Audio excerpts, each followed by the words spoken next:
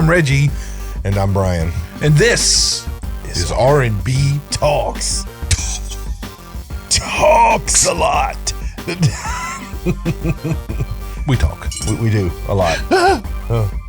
It's the ball swivelly majigger over here. I don't know exactly. I still can't remember the name of this. Marvelous. The electro roll. Marvelous. Yeah, it's so it's got this, they give instructions in it to like, well, if you have problems with your the marbles and they go off the track, you need to do this. If they show you, it's like it's kind of I don't know why. Like, I get it because it's small probably, but like having to adjust the track all the time, which I do all the freaking time. If I see something it's really annoying. So price you pay, dude, for wanting a marvelous. Yeah, well, I noticed you're smoking a mightily beautiful new brown and royal blue pipe.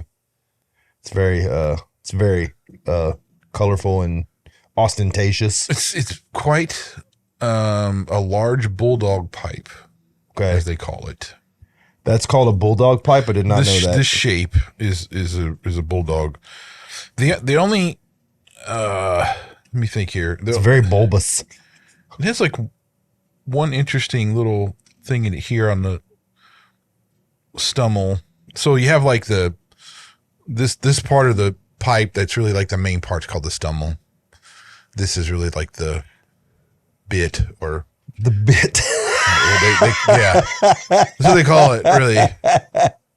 Sorry, that's funny. Mouthpiece, whatever, right? But this has got it's a really cool shape, and I like it's very very fat. Like that. I mean, like, I don't know if they can probably not see that, but that thing's, my thumb is, if you don't know, it's rather large, but it's wider than my thumb, which is odd, but I like it. Well, you need a wide bit for my big mouth. Yeah. Oh. Paul's Pipes did it again, so he's he's pretty good dude, and I appreciate patronizing him. I guess he does a really good. Well, especially if you're getting something that's worth your patronage, right? Yeah, I mean, like, there's nothing worse than patronizing someone, or actually, there's nothing worse than being referred to patronize someone and it winds up being hot garbage. Well, too, like when you're talking about small pipe makers, like, they're not. It's not like they're selling 50 pipes a day kind of thing. I mean, it's like, it takes them a good while to even make one pipe, and then, it's that kind of thing. So, if they're established, they've been making for a while, they're hundreds of dollars. Yeah. And they take a lot of time to do that. So it's like it's a big deal. With Paul, I've bought some pipes that, like, the one I cherished that I thought was the most awesome pipe ever ended up going back to him because it was leaking and it couldn't be fixed, and we had this whole thing, and he sent me another one. And so, I mean, at the end of the day, we worked it all out, but it was only because he was like a very concerned and he really cared about my how happy I was with my purchase and everything. It all worked out, because we ended up coming because he probably takes pride in what he does. Yeah. Right. But also too, I bought I could probably have a whole drawer full of just Paul's pipes. I mean, he's one of my favorite pipe makers that I really like to buy from. So, and really anymore, I have so many. Dude, you have enough pipes for all your pipes to have pipes. I do. Like, I've never seen that many pipes. Well, what I'm willing to gamble is that you have smoked out of all of them. Yeah. That's insane to me. Well, no. Okay. There is some I haven't. I have some what they call estate pipes that I bought from, I don't remember. They're still in a box that I've never even got out, but it was like one of those, like, auction things.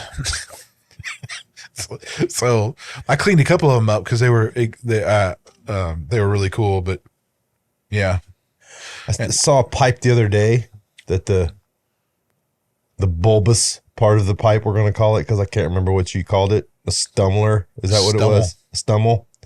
Was made of ivory. You sure it was ivory and not meerschaum? No, this was an ivory It was like 150 years old. Like it was in a museum, and it was the pipe of some novelist. It was solid ivory with a black bit on it, and it had like hand carvings in the. Well, usually that's meerschaum. They call it meerschaum because it's like this is actually meerschaum. Okay. It's out of Turkey, and it's like almost like a clay. Okay. It's almost rock. You know, it is supposed to. Well, I don't even know how to describe it. Like it's a very carvable. See, that's going to drive me nuts. So we're going to turn it off. I think, if I read correctly, they said that if that pipe was purchased nowadays, price wise, it would be the equivalent of like 60 grand for a pipe. Yeah, the ivory.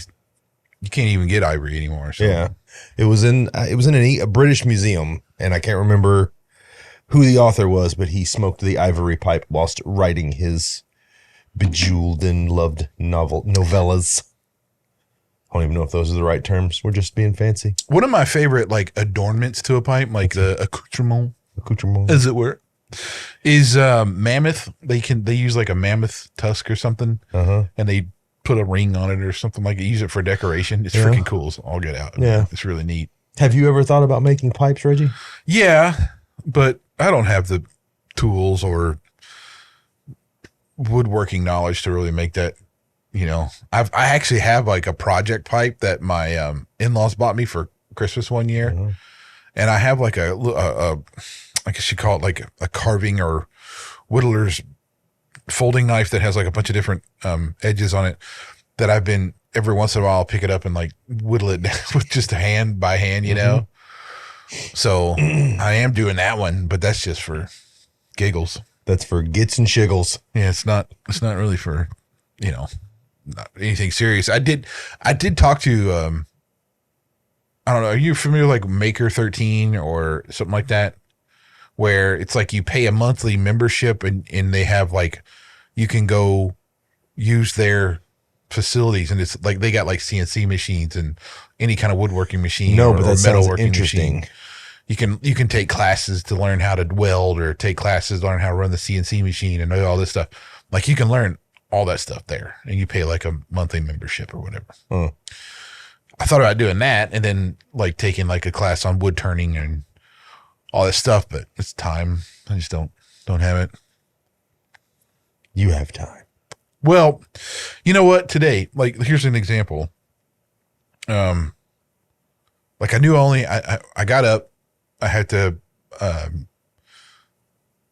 My brother has his daughter's birthday party, which was going to have pizza, and I volunteered to like, no, dude, just give me a couple of pieces of meat, and I'll put them on my smoker, and you can do that, and it'll be not only better, but it'll be a hell of a lot cheaper than trying to buy pizza for everybody, right? Yeah. So he did that. So I got up and did my smoker thing and got all the ready and put it on the smoker and all that stuff. And then I grabbed my 8-pound splitting maul and went to town on some sections of log to split, and then cut some grass, and yeah. So all right. I don't have time for Maker 13 really right now, but I do have marks on my overalls from Max and his slobber. That's okay. He's coming along well. He's a slobber machine, man. He's very kind now that he's kind of chilled. I mean, he barks, but before it was a fearful bark, and now it's like a bark of, hey, what's up, man? How you doing? You know. Dude, it takes, so they say, at least 3 months for a dog to like transition and get comfortable with a new home. Usually, though, it's like 6 months to a year. Yeah. Depending on the dog and issues and stuff. So we're happy. I mean, it's not like we're upset about anything. So he's got a big old head. Oh, he's huge. He's got a monster noggin. He is the nogginator. How did I get pipe tobacco in my coffee, dude? Probably because you're smoking pipe tobacco and you drank from it. Yeah, but I wasn't even close to this. Pipe tobacco in the proximity things. Flavor. So how was the past week? Full of vim and vigor, I assume, since you were 8-pound wood maul splitting and smoking of the meats. And well, so what I did, okay, I'll explain this splitting maul, right?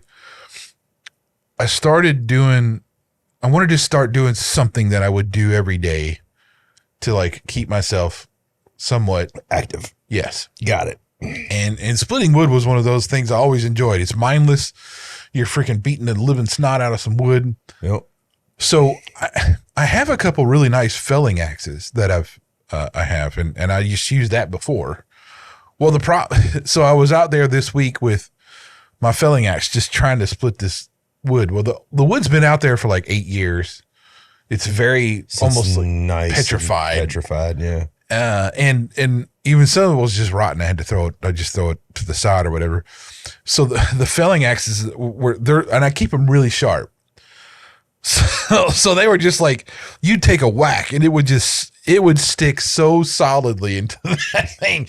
You would be like, man, and it would take, and you couldn't just plop it up or anything like you normally could. It's like you have to take another hammer, and so that got old. And I thought, well, the wood's just too old. I'm just gonna have to do something else. But then I thought, well, you know what? These are felling axes, and so if anybody's not familiar with this, like the difference between some of these things is all about the angle of the way it cuts, and also the way it goes through the wood. So like thickness of the blade as well. Yeah. So a splitting maul or like a splitting axe will have like a much greater and longer taper than like a felling axe would. A felling axe you're really chipping away at a tree, and you want that to be able to really slice through there. You're not trying to like split it apart. Yeah. With the felling axe or a small, you got a very defined. It's almost like a big wedge. You're slamming into there. The back of it almost looks like the back of a sledgehammer. Yeah, yeah. Especially the 8-pound one is pretty much a sledgehammer with a blade on one side. So I got that thing. I was going to buy one. I like I like a couple different brands on, like Adler and Holtzberg, I think is what they're called, and a couple of different Swedish companies and Nordic companies or whatever that they make some really cool hand forged, but they're expensive. And I was like, man, I'm not really. Anyway, local hardware store had a wood handled 8-pound splitting maul, and I picked up. And I'll be damned. I got home and I was like, okay, let's see if this does anything. And I come to that piece of wood. I lift that thing, give her hell, and that wood just goes. It was awesome. It was like split right down the middle. Dude, split. Yeah. And so if I swing that thing, it doesn't really matter what's there. Here's a question, split. Reggie. I have some axe knowledge. You ready for this? I am ready. Why does a splitting wedge have a flat back? You mean like a splitting maul or something? A splitting maul have a flat back. Well, it doesn't have to, but you can do that. You can use this. But you know why they have them, right? You can use it with a hammer. Well, it's because when woodsmen were in the forest and they wanted to split a larger log, say a log, big enough to put around your arms around, and the splitting wedge was not enough, the other guy would turn his splitting wedge and use the back end on top of the one that was in the wood to help them split axe. I found that out watching a documentary about lumberjacks. That's right, lumberjacks. They don't do that really much anymore, man. Mostly in Canada. I mean, Canada still has a fair lumberjack population. Well, the Pacific Northwest does. You find a lot of guys out there. Yeah. But also too, I mean, there's a bunch of dudes around here that do a lot of firewood. Yeah. They cut it, but our trees aren't that near as big as you get to the stuff out there. Now we'd have some pretty big oak trees. Yeah. One of the most impressive things I ever saw was in Washington State as we were driving towards Bellingham, which is northern Washington. There were trees. This is not a game. Me and you and both of our wives and all of our kids could stand around these trees holding hands and not get all the way around the tree. Oh yeah, I know. It was nuts how big around these trees were. They say that the redwood forest there, they've even said that the root system gets intertwined between the trees. So it's almost like one living organism that just has all these huge trees. Yeah. That's crazy, man. Useless knowledge. Did you know the largest living organism in the world is in Portland? It's a mushroom. No, but it covers I think they said 8.5 acres from end to end, square acres and it's one organism. Huh. Isn't that crazy? Useless knowledge by Brian Plenty Kirby. of useless knowledge. Yeah, useless knowledge today. Nice. As everyone can tell, this one, is not behaving. I have allergies. Sucks. I'll get over it. Before we launch into something, Okay. why don't we have Edwards Managed Technology Computer Consulting take a gander at what they got? I like it. Go after it. Edwards Managed Technology Consulting. Computer consulting. And computing consulting. Go, go, go. Picture this, Brian. You're out with the fellas, and you get a call from Mom. What's that, Mom? Your printer's acting up again? I'll be right there. Reggie, we all love Mom. But wouldn't it be great if just this once we could send someone in your place? You sure would. At Edwards Managed Technology Computer Consulting, rest assured that they'll take care of Mom, Dad, brother, sister, and even that one aunt with all the cats. Don't feel bad sending your loved ones to voicemail. Just make sure you text them about Edwards Managed Consulting. They fix computers, printers, and so much more. Visit www.emtcc.net to make an appointment or give us a call at 1-888-551-2770. Mention R&B Talks for your 10% off your appointment. Remote and on-site options available. Thanks, Brian. Thanks, Edwards. And we are back. We are back. Reg, you said something. We talked about something in the last episode that was very interesting. And you had, in our texts back and forth today, you had brought it up again, and that was Jezebel. Okay, well, so there's one thing I wanted to just clarify is that there really was a historical person named Jezebel. She was queen with the king Ahab, right? Mm-hmm. And so it's not like she was a demon, but what she did was she promoted the worship of Baal, and she like actually brought that into that part. She brought it into Israel, to the Israel, and she was very much was into all kinds of weird sex stuff. I think I got some. Okay, so Jezebel was denounced as a murderer, a prostitute, and an enemy of God. Yet there is much to admire in this ancient queen and her power, because after her marriage to King Ahab, Jezebel emerges as the power behind the throne. Jezebel was infamous for several things: persecuting the prophets of Yahweh, instituting worship of Baal in the Israel temples, trying to have the prophet Elijah killed, and framing and executing Naboth to get his vineyard. Yes. So she was very scandalous. She's scandalous. Well, she's trifling. So when you hear like Mark Driscoll say stuff like the Jezebel spirit, it's coming from like the way what she was into and promoted. Yes. But it's not like so and this is why I was why I wanted to bring this back up about demonic things. Like there's not, maybe there is a demon named Jezebel, but I don't know, and it's not like that. But there's definitely demonic forces that rule over those type of ungodly vices or characteristics. So I just wanted to, I really just wanted to make that point, right? Well, I am looking something up because I think I want to dig into angels and demons in another episode I want to really dig into that quite a bit, because there's a lot out there, and the truth of that, or what I would perceive the truth to be, is it's a little different. There's no listed demon by the name of Jezebel. Okay, so just for the sake of, now, could she have been possessed or something by that kind of spirit, and blah blah blah? I don't know, but I just wanted to clarify that there was an actual person named Jezebel that did a bunch of very heinous things and was evil.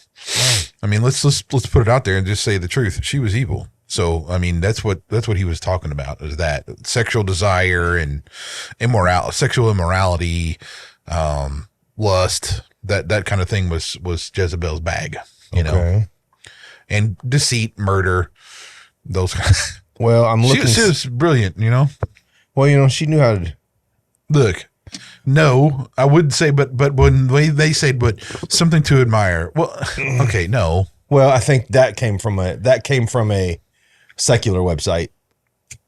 Part of that definition came from a biblical website. But, you know, you say angels and demons, and I kind of got into studying this, and I got into studying the Nephilim, which the Nephilim in popular culture are depicted as descendants or offspring of demons, fallen angels, and human women. The Nephilim of Genesis 6 have become a notable motif. This interlinks with our similar motifs regarding Christian demons in popular culture.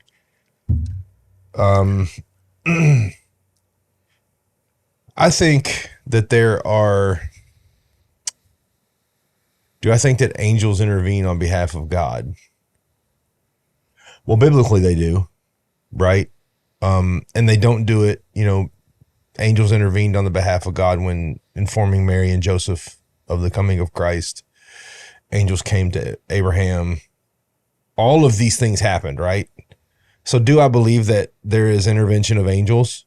Absolutely. Now, what does that look like? That's a whole nother conversation, right? I mean, you know, the popular term guardian angel, right? I don't know if that has any weight or merit. I've never studied it. I do know that angels are actually God's army, right? I mean, when the battle was fought, it was the angels that fought on the field of battle, right? So I don't know exactly where to kind of, this is where I get a little, the wheels get a little shaky for me in the sense of how to explain something without sounding like a total whack job, right? You know what I'm saying? Like, I know these things happen biblically. I believe in the Bible, and biblically I know these things happened, but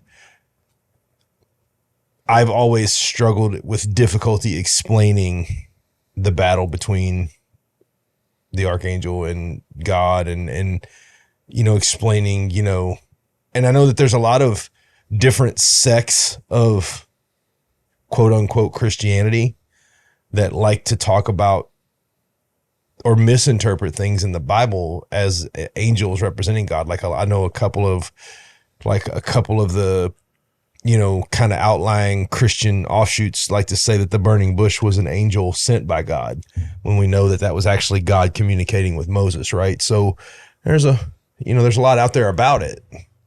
Well, okay, there's also, let me go back to this. I do believe, and like I said, we'll have an episode dedicated all to this topic. Yeah. But just to give an intro, like a little something to whet people's appetite. Spiritual warfare is real, and the angels and demons are constantly fighting for the souls of us all the time. Yeah. And we can't see, I mean, that's all in this spiritual realm that we don't exist in.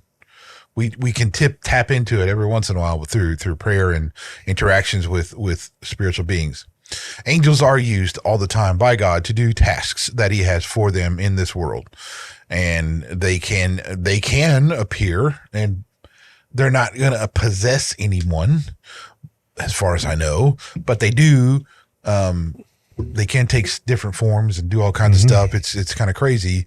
There's so many tales of encounters with being like like they thought it was a human, but there was something different, and they couldn't figure it out. It was in like trivial times or chaotic times or whatever. So, I mean, there's lots of stories about stuff like that. And there's near-death encounters and stuff you got to take into consideration, whether or not you believe in that kind of stuff or not, too. But which I sort of dove into a little bit of that as well, near-death encounters. It's very interesting because if you look at a lot of them that happened, these are people that were in different places in the world. Like, I read one that was in Istanbul. I read one that was in France. I read one that was in South America. Yet they all saw something similar. Well, okay, there's a bunch of psychologically stuff that the secular psychological will toss that around and use a lot of big words to debunk that. Because those images and stuff are stuff we're grown up around and all kinds.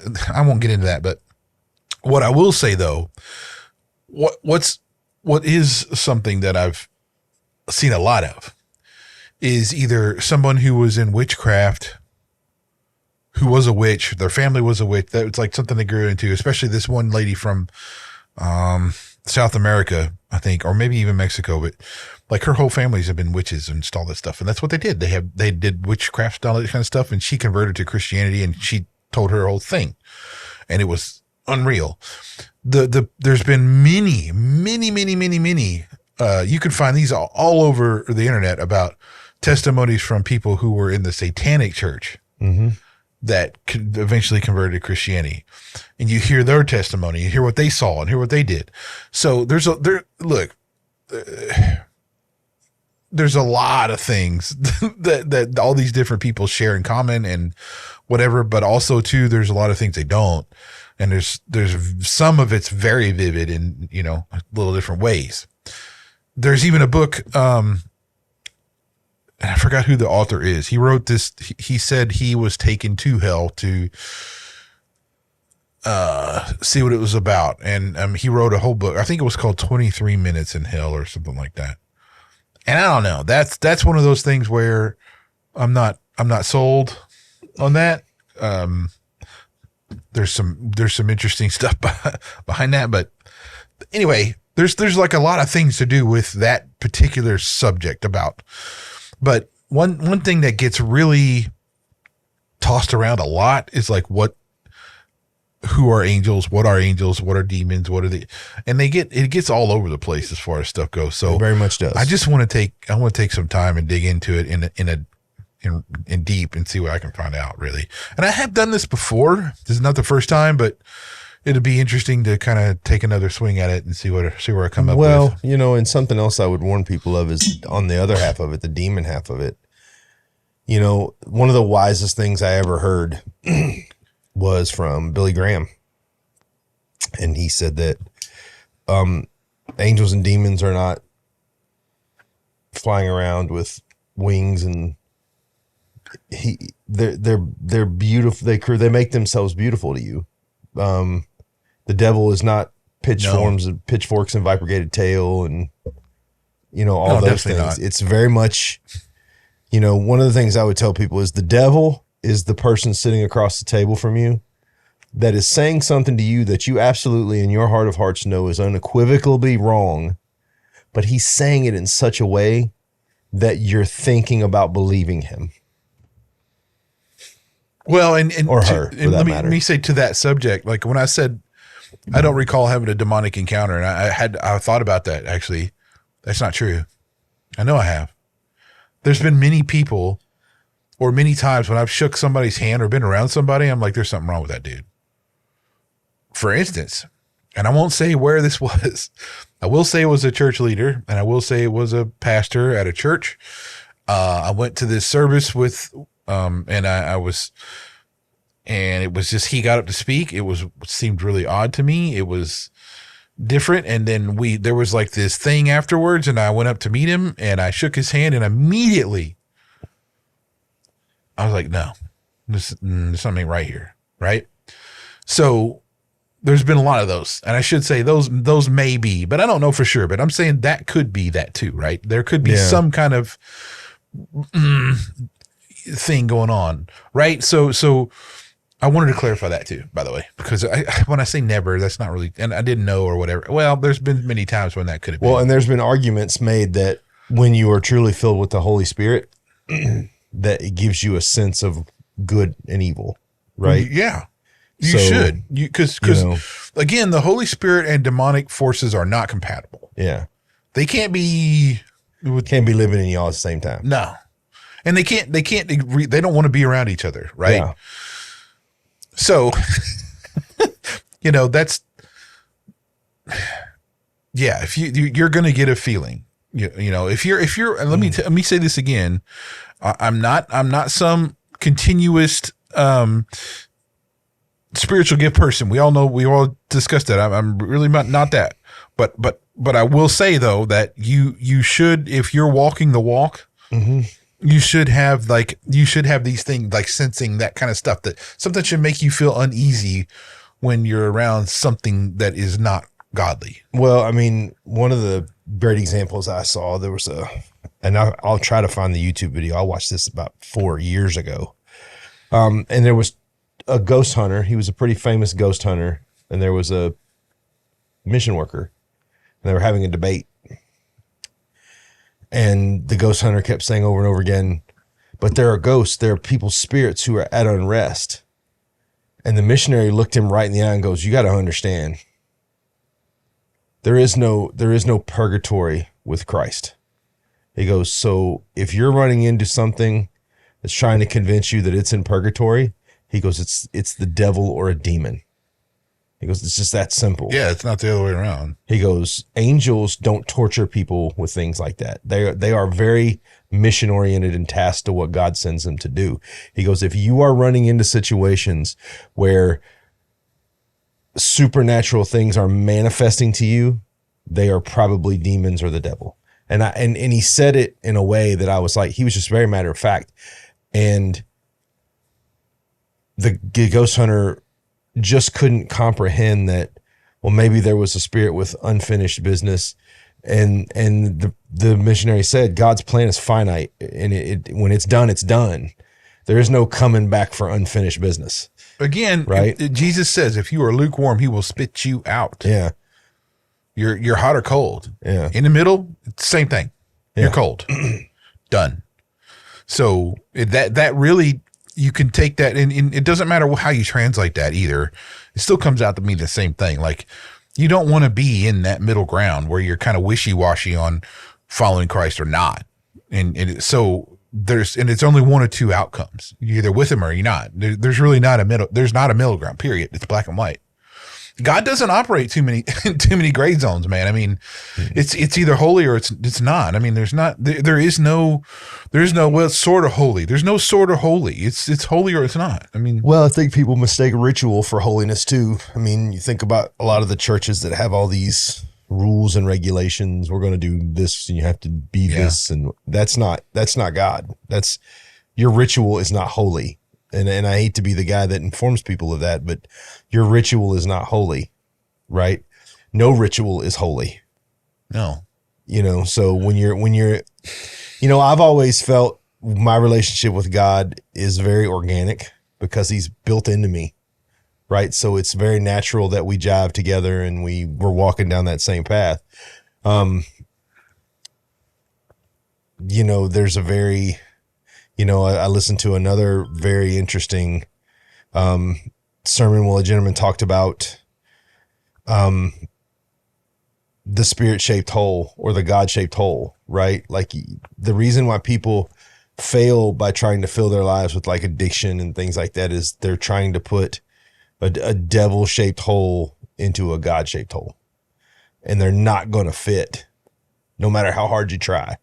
He says, when you were a kid and you had the little block set where you could put the square in the circle and the star and the triangle in, he said, it didn't matter how hard you banged that star, it wasn't going in the triangle. How hard you bang that square, it wasn't going in the circle, right? You might get the corner of it to get in there and it might feel like it fits a little bit, but it doesn't. And hello, that was a small break. Actually, quite a large break. He's smoking a butt. Yeah, I have some meat on the smoker that I had to attend to. And I'm always early to the party, so the smoker meat cannot be disgraced before tomorrow, so I can't fill my gullet full of smoker meat. Sorry. Indeed. Anyway, something else I wanted to talk about this week, man, and I've just been getting bombarded with this. Man, is fear. Just fear. We live in such a fearful world. It's amazing to me. No, we don't. Well, I'll give you an example. You ready? All right, so I'm gonna prove you wrong. I'll prove you wrong. All right, so an untold relative. I won't name names, just to be nice, and they're probably going to know who I'm talking about anyway if they watch this. So, an untold relative told me this week that they feared the return of God, even though they were Christians and they weren't outside of the circle of Christ. So whatever that means in their mind as opposed to what it actually means, I'll have to get deeper into that. And that that fear has been brought on by the literal bombardment of apocalyptic hot bucket of garbage that has been put out there. And I had a fear of dying conversation with somebody this week. They had informed me that they truly feared dying. And this is a healthy mid-40s individual that I talked to this week that just was like, I'm very scared of dying. And I was like, really? Really? You're healthy. You're somewhat strong and competent, but you're afraid of death. And I just can't. Okay, let me say this. You know, I used to feel the same way, like what, and not like I feared death, but I would wonder like what if I was dying or knew it was coming, what would I feel? What would I feel at the moment? Right. So there's one instance in particular I can point directly to. I remember it plain as day. It was winter. There was a lot of snow. I was in a 2-wheel drive pickup truck that I haven't bought tires for in a very long time because I was poor at the time. And I remember being on the highway and my truck just lost it and started doing this number, right? And I was trying to get it under control. I ended up was like doing this and doing this. And eventually I was like, you know what? This may be it. Cause I was, wasn't going, really, really fast, but I was going fast enough where it was like, if I hit something, it's over. So I remember swirling around doing a bunch of stuff, trying to control it. And I remember thinking to myself, well, this is it. I did. This is it. And I felt no fear, no anxiety. I didn't feel any of that. And when I thought I was facing the imminent, my imminent end, look, that's me. And that was before I'd really started really walking with Christ in a very deliberate manner too, Yeah. So I think it's all about your perspective on things, but also too, like being a Christ follower, I think that's only like doubled down for me. I mean, I'm just not, it just doesn't enter my mind about an anxiety about now. My anxiety, let me say this, is for like, well, what am I going to do forever? How am I going to, what's it going to be like? It can't be like this, but that stuff does it at the end of the day. It doesn't even. You're going to poof cigars made of clouds. And am I going to be, it's just, those are all questions that really don't matter. Cause you're talking about an infinitely powerful, infinitely, just insurmountable, indescribable being that, so I was like, well, whatever. But so I just say that, there is a question about that for a lot of people, but I think that really comes down to where's the fear coming from? Because if we listen to the word that Jesus is talking about and his apostles and all the teaching that is around the sanctification and redemption and restoration and the rescue of yourself through the life, death, and resurrection of Jesus Christ, and you've accepted that and you're trying to walk that walk, then what's making you have this fear when it's supposed to take the sting of death away? That's the question. Well, there's a faith issue probably. It's different for me, and I'll tell you why. You have a faith issue? Is that what you're saying? No, no, not at all. But it's different for me in the sense of I grew up in pretty much, for a good period of time, the worst possible environment temporary homelessness because my mother was whacked out. She wouldn't tell anybody. We'd sleep in the car for weeks at a time. And, you know, sometimes she'd go home to my grandparents and I'd get safety. But I don't even think, saying this out loud, I don't even think my grandfather ever knew about this. Pops, if you're watching the show, surprise. And going through all the unsurety of my mother's mental issues and my dad kind of being absent for reasons uncontrollable to him. When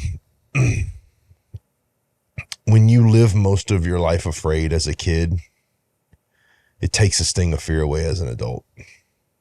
I don't really fear anything. I don't fear death. I don't feel sickness. I don't fear sickness. I don't fear. And as a younger man, a lot of it was about, I was surviving, I'm strong, Adrian. Like, you know, and then now it's, look, if God brought me through all this to bring me here, then he's probably got a plan for me.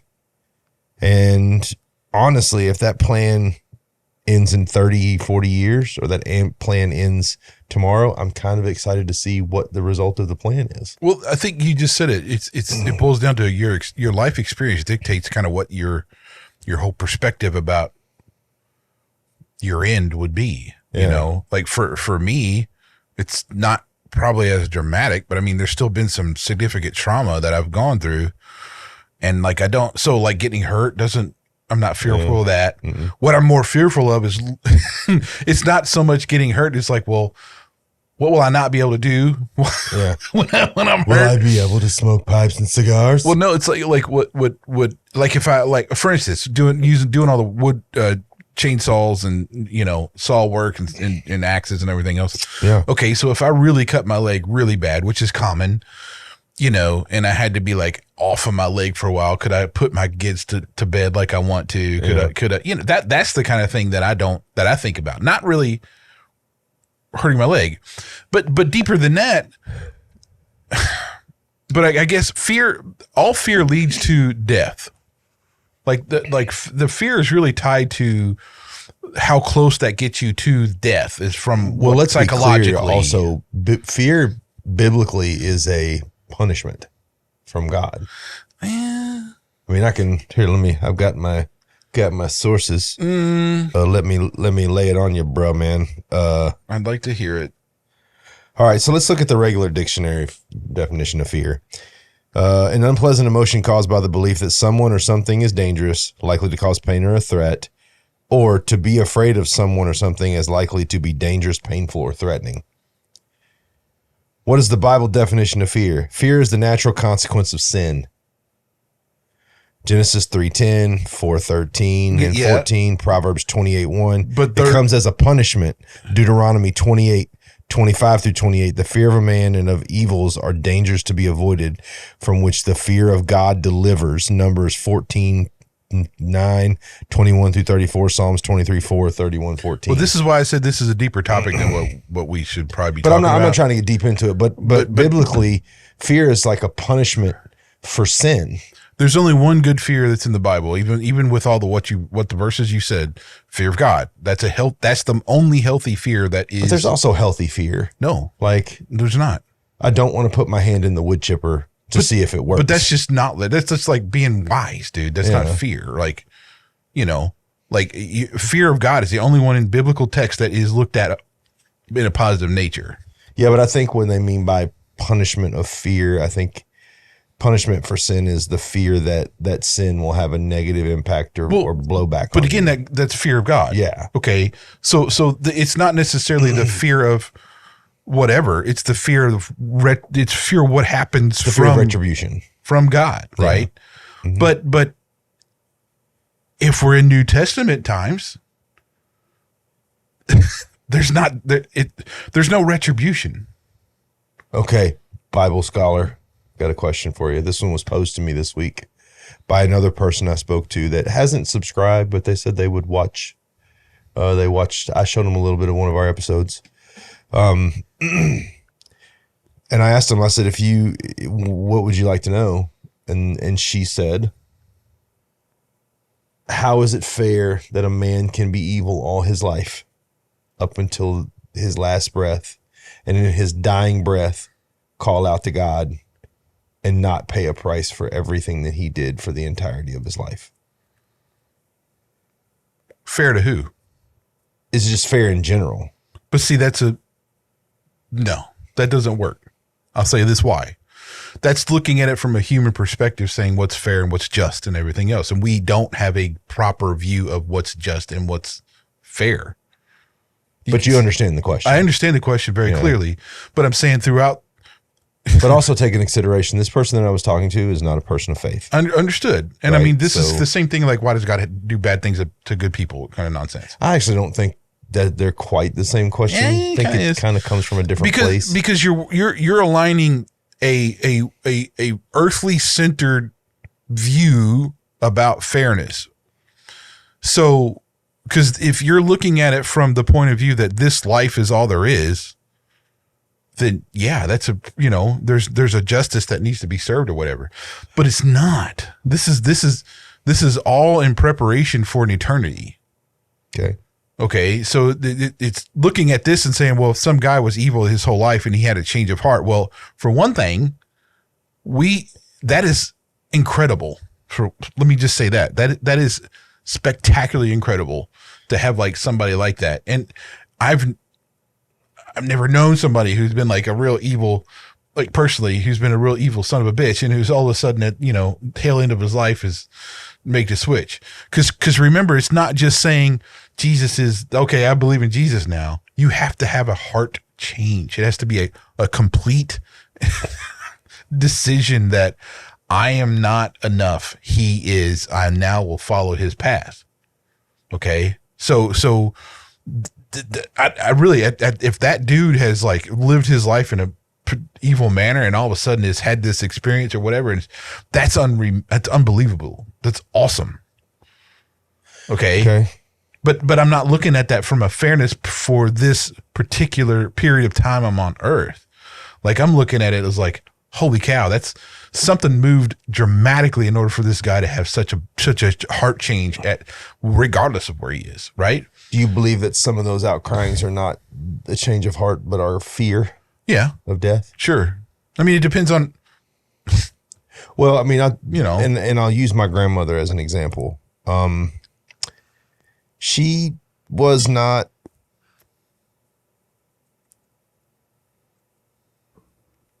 She never portrayed godliness. She's a great woman, loving woman. Died of lung cancer from smoking herself to death. But apparently she called for a minister right before she died. Now, I wasn't there for that, but I was told clearly about it. And I was asked by a relative, do you think that your grandmother went to heaven? And you know anything about me, Reggie? I am a realist. And I said, that is between her and God. It is. I was like, I can't tell you that. Whatever confession or forgiveness went on in the presence of that minister, I don't know. I wasn't there. I didn't hear if she had an epiphany or a God moment. I call them God moments. I have them all the time. God moments where I'm screwing up or I'm trying to figure something out and God kind of brings me in and says, all right, here's what you need to do. And I got ostracized by that relative for a while because I said that. I didn't say she didn't. I just said, I don't know her relationship with God at the moment she passed. And I don't know what given thing happened between her and the minister and what that conversation manifested into. So I can't really clearly answer that question. I can say, I hope she did. But yeah, that's the right answer, dude. I mean, you don't know, and you're not going to know. The Bible, God says in the Word, only He is the ultimate judge and juror of everything, right? He's the one who's going to tell about everything, and He's got perfect justice. Yeah. Perfect justice, something we have no idea about.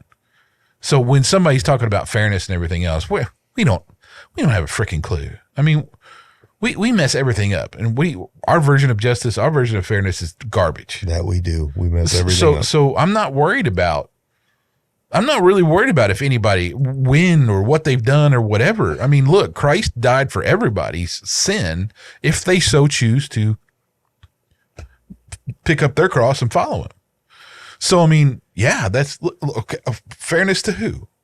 I don't really care if it's fair to me. I don't care if it's fair to you. What I care is if God sees and God judges that and does whatever he's going to do. And I don't even know that. Yeah. And you can't say that that's a hypothetical situation that who knows what this so-called dude who's been evil, quote unquote, her evil may have been he's a Christian. You know what I mean? I mean, like, so the answer really is that we don't make those decisions. God does. And we don't see life as a period of, whatever to how many years we're on this earth. It's from here. This is just a blip of eternity that we have to deal with. I like it. And again, good answer. If somebody like Pablo Escobar, I like how you pulled Pablo Escobar out. Like I was trying to think of something. You weren't like David Duke or Pablo Escobar. I don't know just why that came to my, but how much what he did, right? Oh, murdered. Yeah. Hundreds, maybe thousands of people. Well, before he died, if he has some kind of heart-changing epiphany, I would like lift that up. Yeah. But there's also look, here's the thing. There's there's African voodoo doctors. I know of one particular story I read that was he mutilated little boys and stuff for power. Yeah. Did himself, spent time in prison for it, and ended up pastoring a church. That's powerful. That's saying that, look, you can be lower than excrement as far as most people are concerned. Wasn't it Paul that, I might be wrong, crucified Christians? Yeah. Yeah. Oh yeah. Saul was there at the stoning of Stephen. Yeah. Maybe even incited it to go on, kind of thing. Yeah, of course, that's what he did. Yeah. Paul's the biggest example of a person who persecuted Christians and everything. But I'm saying even a more modern example of these voodoo tribes, people in Africa who like think that, they mutilate and murder all kinds of kids for power. And, they if that kind of person can come around, I'm overjoyed that evil has been turned around. Mm-hmm. And it's a testimony for everybody else to say, look, man, I don't think you're going to, as far as humans are concerned, you're not going to do too many things that's worse than this. And you can come out of it. And nice. He's greater than that nonsense you've just committed. That's beautiful, man. Dig it. Yeah. Dig it. Another thing about fear is I watched the whole series on Fallout. The Amazon show. Uh-huh. Not that I don't think you have, but what's interesting is about how they depict like this apocalyptic event. You have these, what they call vault dwellers who live in these vaults. And then you have the people who live in the real world, the ruins, the ruins. Yes. But how they portray, and I'm talking the show now, cause I didn't play the game actually at all. I don't think maybe tried it for like a minute, but I didn't. But in the show, I mean, it's a very much a strong, the strong leads the weak, and you got to care for yourself. And I don't think that's an accurate depiction of an apocalyptic outcome. And I'll say why. Mm-hmm. We spent how many thousands of years working towards civilization. We've grown from cave dwelling, hunter gatherers to agriculture to having civilized societies and stuff, right? That you're not going to just erase that overnight. And I would say that most people, when they get into a situation, sure, there's going to be some chaos and there's going to be some that take advantage of the situation. But I think in general, it's not going to end up like that scenario where you just have total lawlessness going on. Well, let's be clear what the word apocalypse means. Apocalypse means the end of all things. So it's not really an end of all things. It's the end of most things. It's just the end of everything. Like, right? Like the destruction of everything. So I think, take Mad Max as an example. He survived the apocalypse. No, it's the apocalypse, dude. You didn't survive. Nobody survived. It was the apocalypse. The only reason people and things survived when Jesus wiped the earth clean with Noah was because that was his will for those things to survive and those people to survive. Right? But truly, for an apocalyptic event to happen, nobody's surviving. Right? No one. But I'm saying it doesn't eradicate. So if you have something that almost is an apocalypse, like Fallout. Is that like being kind of pregnant? Yeah. Like everything's destroyed. Everybody goes, there's irradiated ground and all this kind of stuff. You're still going to have goodness. Yeah. Like, let's say that's not the end of the whole freaking world and we're not raptured and all this, which I don't want to get into, but there's going to still be people who have a sense of morality. Yes. And a matter of fact, communities cannot grow without it. The sense of being centered on some survival and principles. helping others survive. Yeah, there has to be that, right? So you're not even, I mean, that's what I mean. You're going to have like, you would have something like, but it wouldn't look, I don't think it would look like that. Now, I do admire the 50s aesthetic. I think that's amazing. That is pretty cool. It is so cool. Yeah. And I keep wondering, like, why did we ever leave that? Like, that was really neat. It looks so much better than the crap we have today. It does. It's much cleaner, much nicer, much more even keel. Like people, I think one of the things that frustrates me is people take for granted, like a cell phone has more computing power than the first rocket that went to the moon, right? Well, no, all the computers that were in NASA at the time, your phone is like 100 times more powerful than, or something like, it's ridiculous. Yeah. They had televisions back then in black and white, right? So they, with a tube that had to warm up. Yeah. I mean, it's the comparative is very different in the sense that, in that time, family and family engagement and family interaction was highly prized. Now, I saw an example of this. The other day I was helping a friend of mine do a job, and we walked into this room. They were moving an elderly person to an assisted living facility, and several members of the family were all there. And these were generations, like the grandfather, the father, the son, the daughter, like all different generations, years apart. All of them staring at their cell phone, none of them talking to each other. Yeah, it's ridiculous. And they were less than 6 feet from each other. Yeah. And I felt so sad because I was like, just the generational wisdom your father has to pass on to your generation, you should throw that phone in the toilet and flush it and shut up and let that man talk. Dude, there's been, I don't know, there's more than like 3 or 4 times where me and my family's been out to eat. Mm-hmm. And we don't look at our phones while we're eating. We don't do that. We're interacting with each other and all that stuff. I've had more than 3 or 4 people come up and say, "Hey, I just want to say how much we thought it was cool that you guys weren't just staring at your phones." Yeah. Like it's a thing. And we just don't. We don't do that. We prize the time we have. And especially when we're out to dinner and my kids are like excited about whatever and all this stuff. I'm like, I want to hear it. They're excited about the 2 things that they're going to get off the menu because they don't like anything else.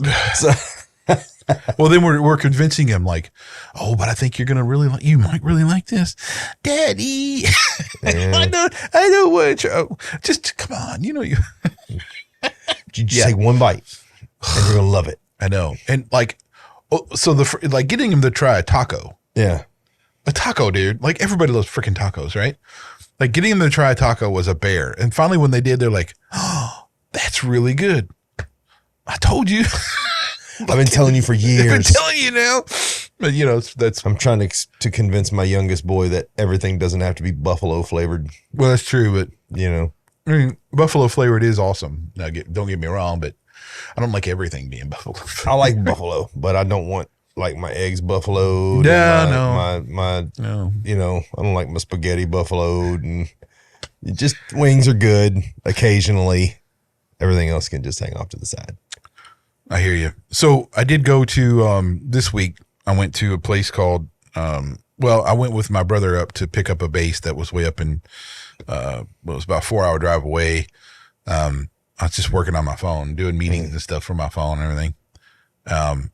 We stopped at this place called Uranus Fudge Factory. Yep. Now it actually does sell fudge and all this stuff, but they go with that Uranus motif with everything. Like we pump in the front and pack in the rear. Right. And it's like all this stuff, like dig deeper in Uranus for the whatever. It's crazy how much. It's kind of like butt drugs. Oh my God. Yeah. It was it's just the whole thing. Right. But they had like all these things they make themselves. Like they had like a pumpkin butter and like a cherry butter and like all their own preserves that weren't sweetened but they were just sweetened with juice and not sugars and all this kind of stuff. And made their own popcorn and just a whole thing of fudge you could get. So I was happy to give them lots of money for things that they did without all this nonsense. That was really cool, man. You heard it here first, folks. Uranus Fudge Factory. Mm-hmm. You got to give me that place so I can take the kids there. They'll just giggle the whole time we're there. Your boys will have a ball, bro. Yeah. Well, and it's small. It's not like it's that big where you're going to waste, but it is fun to go in there and like this stuff is really good too. So you wouldn't waste your time like just driving, but I wouldn't say like you want to take a trip there just to go there because it's like a couple hours away, Yeah. But yeah, that was interesting. Uranus Fudge Factory. Yeah. Yeah. That's a little weird. It is, dude, and they just rolled with it, the whole time, man. They're probably making money hand over fist. Probably. Right. I don't know. All right, Brian. I think I'm gonna call this one All right, done. guys. Like, subscribe, Yelp, Google review, write us a letter, Carrier pigeon. smoke signal. You can open your window and yell if you want. I'm not sure if we'll hear you, but We're trying. But most of all, the most important one, subscribe. I'm Brian. This is Reggie. Hello. And we've been R&B Talks. See you guys. Bye-bye.